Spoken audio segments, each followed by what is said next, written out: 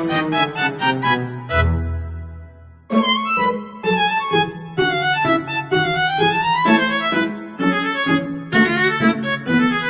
semuanya, perkenalkan nama saya Muhammad Haikal dengan NPM 2406350803. Di sini saya ingin menjelaskan tentang resume atau tugas yang kemarin yang berada di YouTube. Nah, itu saya ingin menjelaskan tentang resume yang sudah saya singkatin nih. Nah, otak kita itu sebenarnya jauh lebih keren daripada yang kita kira. Dari YouTube yang berjudul Your Place Brain, ini Dr. Lara Boyne menjelaskan konsep tentang neuroplastisitas, yaitu kemampuan otak untuk berubah atau beradaptasi dengan pengalaman, kebiasaan, dan aktivitas yang kita lakukan setiap hari. Jadi kalau dulu orang-orang tuh berpikir otak kita ngebentuk dan cuma menurun dengan seiring bertambahnya usia. Nah, sekarang sains sudah ngebuktiin bahwa itu sebaliknya itu salah. Nah, otak itu sebenarnya dinamis, fleksibel, dan terus berkembang selama kita hidup. Nah, Dr. Boyne ini membuka dengan penjelasan sederhana bahwa setiap hal yang kita lakukan, dari belajar yang mulai hal baru seperti olahraga sampai cara kita menghadapi stres, semuanya itu berpengaruh pada struktur dan fungsi otak.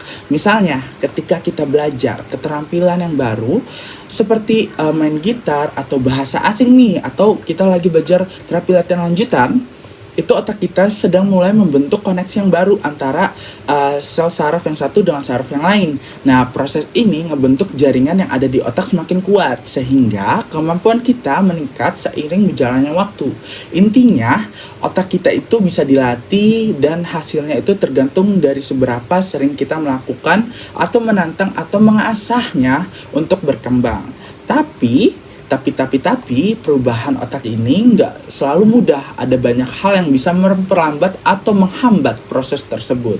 Salah satunya adalah yang pertama ada stres kronis atau stres yang berkelanjutan gitu. Nah, saat kita stres terus-menerus, tubuh kita memproduksi hormon kortisol. Nah, berlebihan yang bisa mengganggu pembentukan memori baru. Nah, akibatnya itu apa? Akibatnya kemampuan belajar kita atau fokus kita bisa menurun. Serta selain stres juga kurang tidur juga bisa memperlambat atau efeknya itu sangat besar.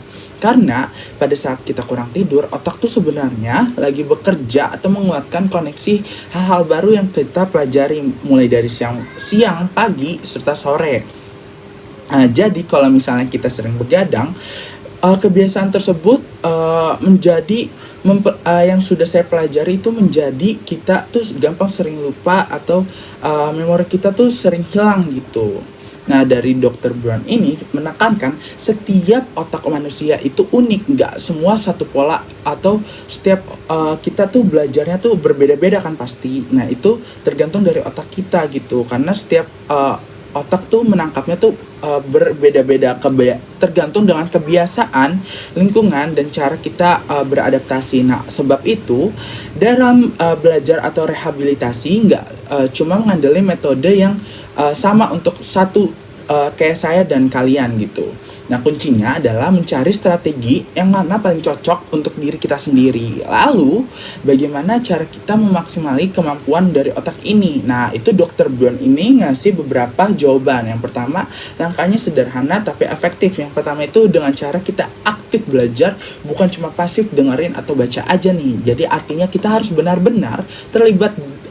Misalnya, kalau misalnya kita lagi belajar tuh nggak apa-apa kita bikin kesalahan, tapi kita harus mencoba lagi supaya kita mengasah sampai kesalahan itu minim atau tidak ada kesalahan gitu. Nah, yang kedua itu dengan cara olahraga atau aktivitas. Nah, terbukti untuk meningkatkan aktivitas ini meningkatkan aliran darah gitu, dan oksigen ke otak dan membantu pertumbuhan sel-sel yang baru. Nah, yang ketiga tidur yang cukup, dan yang keempat itu dengan cara kelola stres atau melakukan mindfulness. Dengan cara berpikir kita yang tenang, otak kita bisa berfokus dan efisien dalam membentuk koneksi yang baru. Nah, pesan yang paling kuat dari Dr. Boyne ini di akhir video adalah kita sendiri bertanggung jawab atas bentuk otak kita sendiri.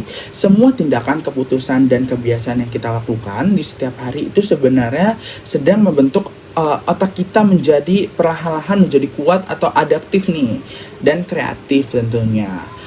Mulai sekarang kita harus merubah perilaku atau mindset kita, karena setiap kali kita memilih untuk belajar atau mencoba hal baru itu kayak males-malesan atau sangat sulit gitu. Jadi otak kita menjadi, kalau misalnya kita merubah nih mindset yang seperti tadi, otak kita bisa perlahan-lahan menjadi tangguh atau kuat gitu. Nah, kesimpulan dari resume saya dengan terhadap video yang sudah saya tonton itu, otak kita bukan sistem yang mati atau terbatas. Dia itu hidup dan tumbuh dan bereaksi terhadap setiap pengalaman yang kita lalui.